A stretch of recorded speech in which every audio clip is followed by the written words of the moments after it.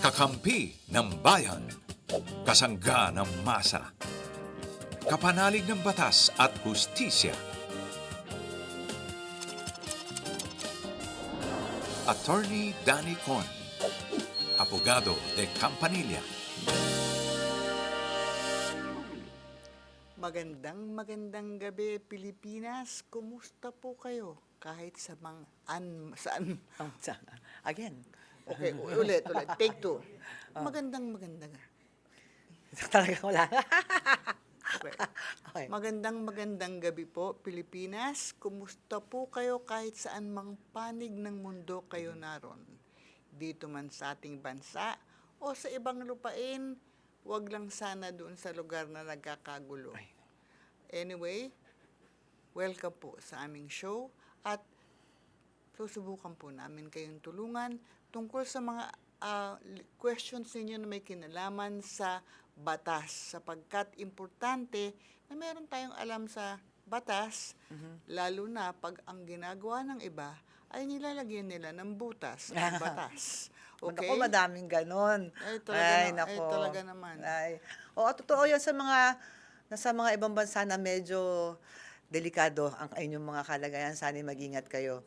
At saka kahit hindi sa batas, minsan nakaka-receive rin tayo ng mga, naalala ko sa isang episode, parang hindi naman tungkol sa batas, pero mukhang love life ata na ang problema niya. Hindi. Pwede rin. At saka minsan pa ang nasasaktan yung mga ibang tao kasi yung ang nangyayari, mga abogado pa raw ang nakakagawa ng paraan Sa totoo lang. para Sa butasin ang batas. Anyway, let's go to what we have to do tonight. Attorney, anong numbers ang tatawagan? Impress us with your memory. Before now, introduce ourselves. Oo nga pala.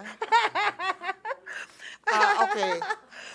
Ako po si Bebeth Ortesa, ang inyong mahiyaing sawera ng bayan.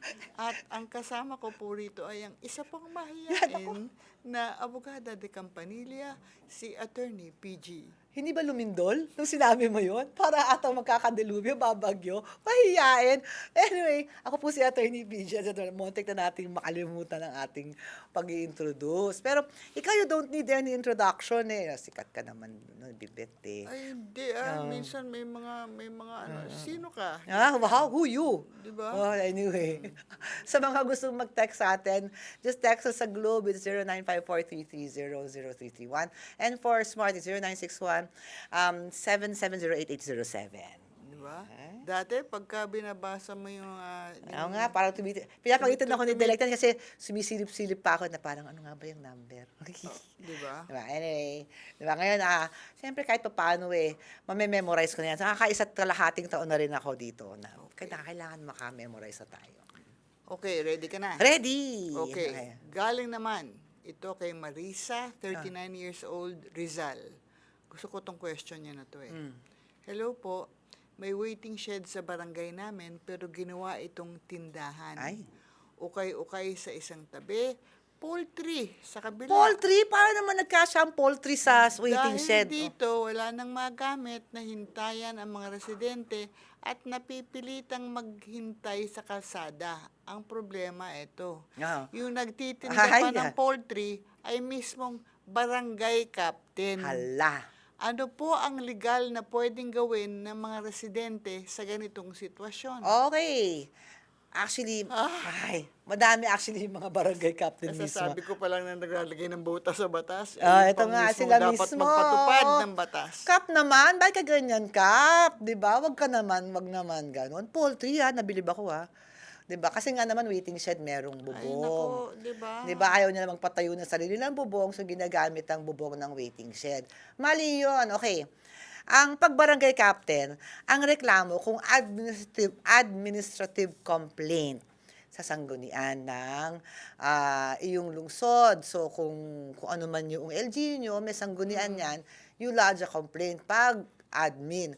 This one is also admin kasi he is violating, I would suppose, an ordinance everywhere na waiting shed is, kaya nga siya waiting shed para sa mga gustong sumakay at he's violating it. Hindi lamang naghihintay ng sasakyan, kung hindi para masilungan sakaling Oo umulan nga, habang ng nag-aantay kanyang ng sasakyan. Oo. Okay. Ngayon, pwede rin yan kasing violation kasi graft and corruption yan. So, pwede yan sa ombudsman dahil nga public official ang barangay. But what do you do pag ombudsman? You can go first to DILG and sila ang magrereklamo sa ombudsman on your behalf. So, yun ang inyong pwedeng gawin. Kung admin, pwedeng kriminal. So, pag admin, sa sanggunian, pag criminal, ombudsman, pero go first to DILG. Yes. Okay. Kasi hindi naman po pwedeng, alangan namang harapin mo yung barangay Oo nga, captain wag at- na. Oo, kasi Oo. wala ka rin ano dyan, baka... Ano sasabihin mo sa barangay captain? Oo. Poultry ng ina Oo, mo. oy, wag na. Oh, buti na lang. Ang galing mo talaga, Direk. Ang galing talaga ni Bebet sa play of words. Isang henyo. Oo. Kaya, pwede talagang ombudsman, yung mga Yes, oo, totoo in-enumerate yan. mo na charges. At saka, basta ito lang ang tandaan ninyo sa lugar ninyo. Yung mga abusadong barangay captain na yan. Oo nga, huwag nyo na iboto. Huwag nyo nang iboto. Oo. Kahit na pa ang pumalit sa kanya, halimbawa ay anak niya. Oo nga, pareho lang ang problema no pag anak Oo, niya. ganun. Naku, Mana-mana yan. oo nga, kaya hinihintay natin yung anti-dynasty. Yung tamang anti-dynasty I law. know, oo nga. Okay. Pinag-aabayan pa yan kung anong degree. 39 degrees ang ating temperature. Ngayon, palapit na dahil magsa-summer. So, tingnan natin. Okay. Okay. Isusunod, Buhat sino? naman kay Eileen, 18 years old, Quezon Bata pa. City. Pa problema. Hello po. Simula pagkabata, nakaranas na po ako ng verbal at emotional abuse mula sa nanay ko. At may mga pagkakataon pa na tinututukan niya ako ng kutsilyo. Oh my goodness. Kamakailan ay nalaman ko rin na Napakamot ko tuloy ng ulo mo sa... gumagamit siya ng illegal na droga. Ano ba yan? Habang kasama ang mga kapatid ko sa ibang bansa. So parang nasa ibang bansa sila.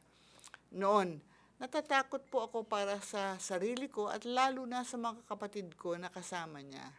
Maaari ko po ba siyang kasuhan sa ilalim ng VAUSI? At ano po ang dapat kong gawin para maprotektahan kami? Yes.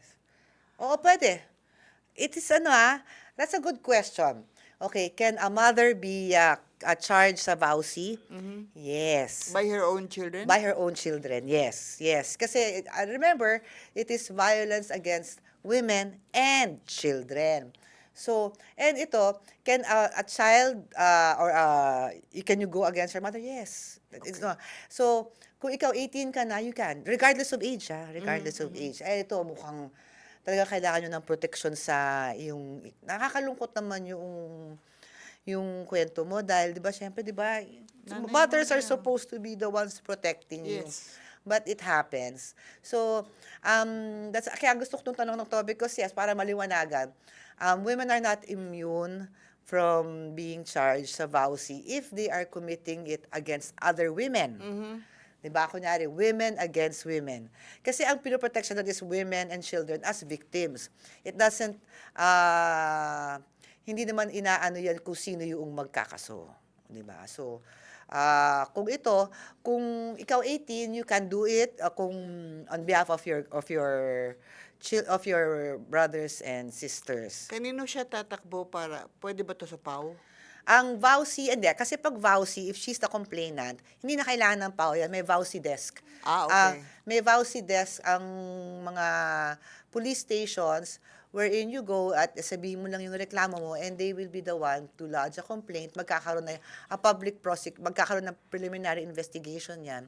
And if it passes muster, then there will be protection orders. At saka, siguro it might be best na for her to bring documents like birth certificate Yes, oo. to identify na ito ang nanay ko. O, at dahil saka kunyari kung Yeah. kung meron kang ebidensya on those, kung merong nasaktan sa inyo sa mga ganyan. At kung may mga testigo. Kung may testigo, maghanda ka na. Pero yes, you can file parang it's hard to say, but yes, you can file against your own mother. Masakit man. Oo nga, pero 18, so you're already an adult, pwede Yeah, ka namang umalis. pwede, Pero ang pwede. concern niya yung mga kapatid niya. Oo. So you protect your brothers, your siblings. Okay. Kalunos-lunos talaga Oo yun. nga naman. But that's a good question. Parang at least, di ba? Yes. Women are not immune from VAUSI. Okay. Now, we have a caller and from Limay, Bataan. Okay. Si Gwen. Pero ang kanyang spelling ay Gwen. Oo. Parang yung apelido ng asawa ko pag ganyan, pag pinopronounce ng iba eh. Oh. Si Gwen. O nga, to. Paano to? Sige, tanungin natin. Hi, Gwen. Gwen. Nawala si Gwen. Tatungin, Gwen, yuhu. balikan na lang natin si Gwen. Wala pa, Okay. wala na. Wala si Gwen. Gusto pa naman sana tanongin paano talaga i-pronounce ang pangalan niya. Gwen eh. Okay. Gwen? Oh, Ito sige. naman ay buhat sa Pangasinan. Ang lalayo Tas Bataan dapat si Gwen. Ito, Oo, Pangasinan. ito. oh. Pangasinan, kung saan ang I love you ay ayatin ka.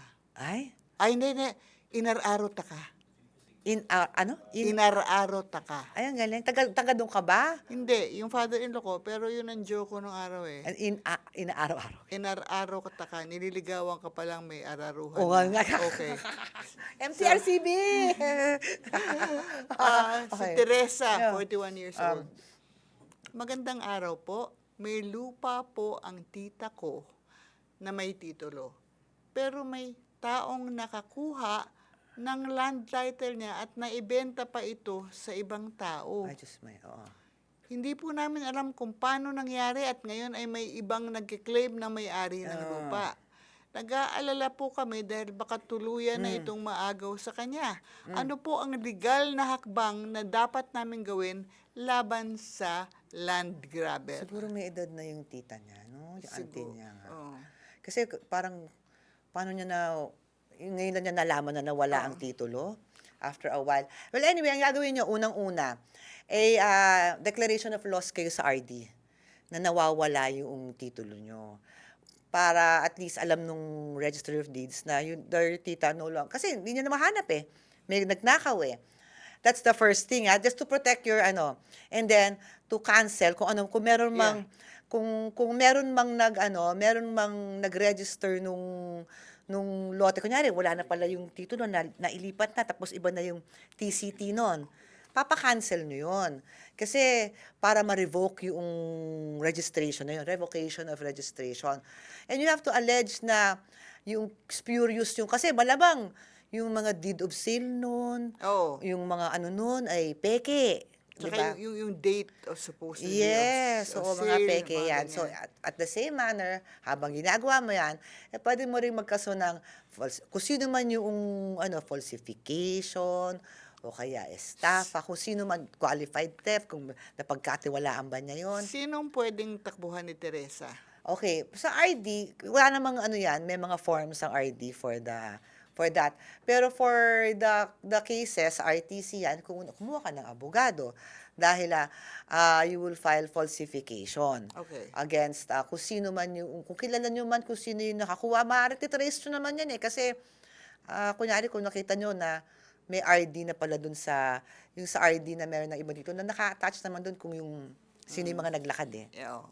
Hanapin nyo na lang. Tapos, nga pala, may yung mga ibang nakakaalam na involved ako sa programa ito. Tinatanong nila sa akin at I just want to make sure kung tama yung sagot ko. Sabi nila, paano ka magka-qualify na makahingi ng tulong sa PAW? You have to be an indigent. Indigent?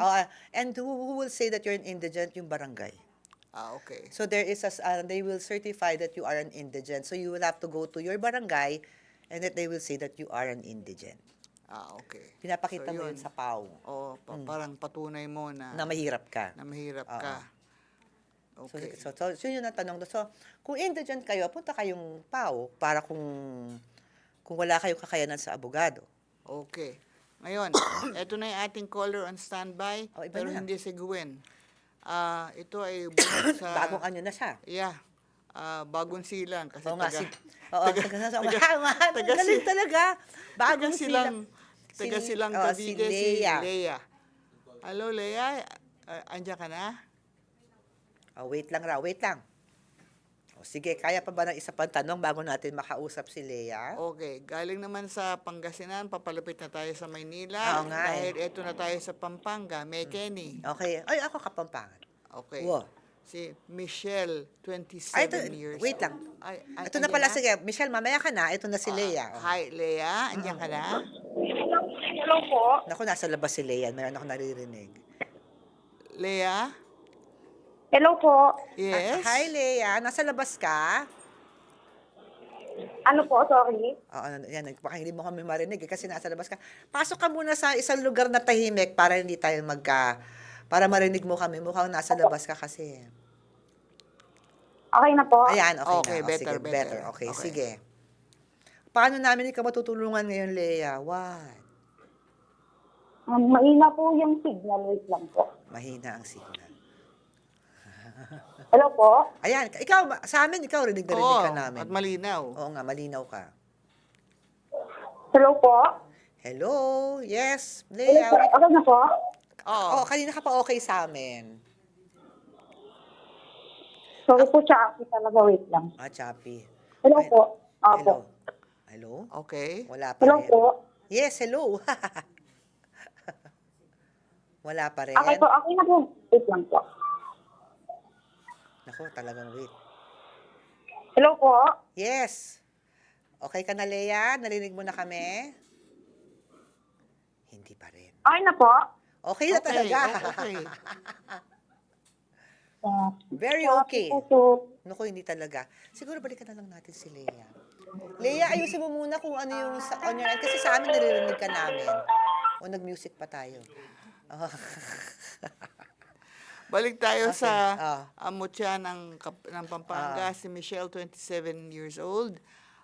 Magandang araw po, attorney. Humihingi po ako ng payo. Nagamit ko po ang pera ng kaibigan ko na dapat sana ay puhunan namin sa negosyo. Ala. Inaamin ko po ang pagkukulang ko at handa naman po akong magbayad kahit may interest. Gayunpaman, hinihingi po niya na mabayaran ko agad ang halagang 90,000 pesos kahit wala pa po akong kakayahang magbayad sa ngayon. Nang pumunta po ako sa kanila, may dala na po siyang printed na kasulatan na nagsasaad na kailangan kong bayaran ang buong halaga sa loob ng 3 araw hanggang Wednesday. At napirmahan ko po ito Natulong dahil na to eh. kaya pala Kaya pala sabi ko, parang familiar to. oo. Meron pang ibang questions dyan sa araw na Oo. yan. Papaliwanag ko lang, no, mga kaibigan. I-tip naman tayo sa pwede ng editor. Yung mga natatanong, kaya, mga natanong na rito, minsan kaya nauulit, dahil ginagawa po namin ng paraan na yung mga questions na pumapasok sa Facebook, sa nauulit din kasi ang pagdating sa amin. Kaya, Yeah, it's a technical issue. It's a technical issue. It's a technical issue. Sorry po. Tao lang. Kasi, hindi lang, maganda lang kami. Alam mo, meron akong sticker nakalagay, ganda lang ang ambag ko. Di ba? Diba? Diba? So, yan yung color natin kanina. Baka naman pwede na siya. Next time na. Okay. Ito naman ay Ito, Dubai.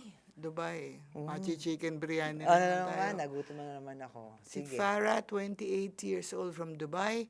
Magandang araw po, attorney. Nais ko pong humingi ng payo tungkol sa aking sitwasyon sa kasal. Ang asawa ko po ay isang pulis at kinasal po kami 3 buwan bago ako umalis ng abroad.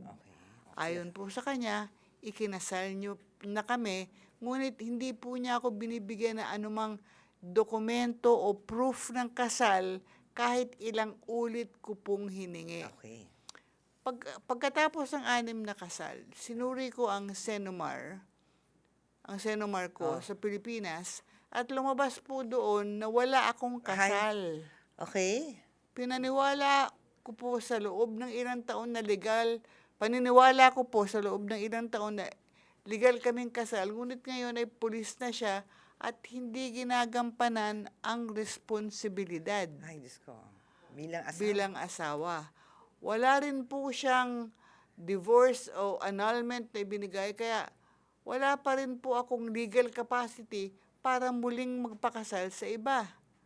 Pero wala naman siyang registered, hindi naman registered ang kasal niya. Kaya nga, Bakit hindi siya pwede magpakasal? natatakot po ako na pwede niyang gamitin na kami ay kasal pa kung sakaling makipagrelasyon ako sa iba at hinaharap. Ano po ang tamang legal na hakbang para maprotektahan ang aking karapatan, magkaroon ng laya sa marital status at matiyak na hindi niya magagamit laban sa akin sa hinaharap.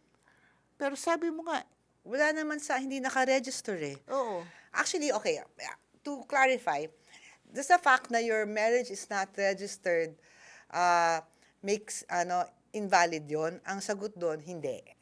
Kasi marriage is perfected, kunyari, two consenting, two adults who have legal capacity to marry, consent to the marriage and do so in front of witness. and yung solemnizing officer. So kung person, so kung pari man yan, mayor or pastor, judge, pwede, di ba? Sharia siya, so kung ano man yung doon. And you have a license, di ba? Ngayon, does the fact na hindi siya na-register sa Senomar, does it mean na it is not a valid marriage? No, it's still a valid marriage. However, for you to be prosecuted, if you violate that, then it means na medyo mahirap rin ikaw kasuhan kung ikaw ay magpapakasal ulit. Dahil wala namang pruweba na kasal ka. Sa mga nanonood, yung sinabi niyang Senomar, CENOMAR, ang ibig sabihin nun is Certificate of No Marriage.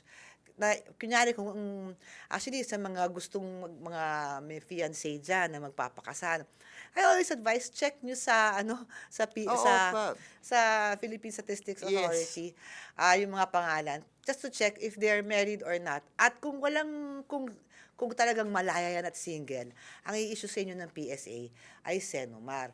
So, itong sa ating nag-text, Senomar, so ibig sabihin, ikaw single. Oo. So, at kung nasa Dubai ka, kung mag-aasawa ka doon, I would think na, pero siguro, di mo ba nakakausap yung asawa, well, yung quote-unquote asawa mo, na baka naman meron na rin siya ibang kinakasama at kaya niya hindi ni-register yan. Police daw eh. Ano ang spelling ng police? Oo. Baka FOOLISH. Foolish. Di ba? Di ba? Una muna, kausapin mo yung supposedly asawa mo at baka naman kaya niya hindi na-register yan ay dahil sa Totoo. Oo, dahil sa meron na rin siyang ibang kinakasama at baka naman happy na siya dun sa at mukha naman wala silang anak. 'Di ba? Parang at least you dodged the bullet there. Yeah, Di oo. ba? Kasi habang maaga pa, nalaman mo na. Oo, 'di ba? Pero make sure kasi kung at kung meron pa ba siyang kasi ang makakapagreklamo lang naman siya ay siya. Yeah. Oo. But I'm just curious kasi prominent yung pagkakasabi niya na police yung asawa Oo. eh.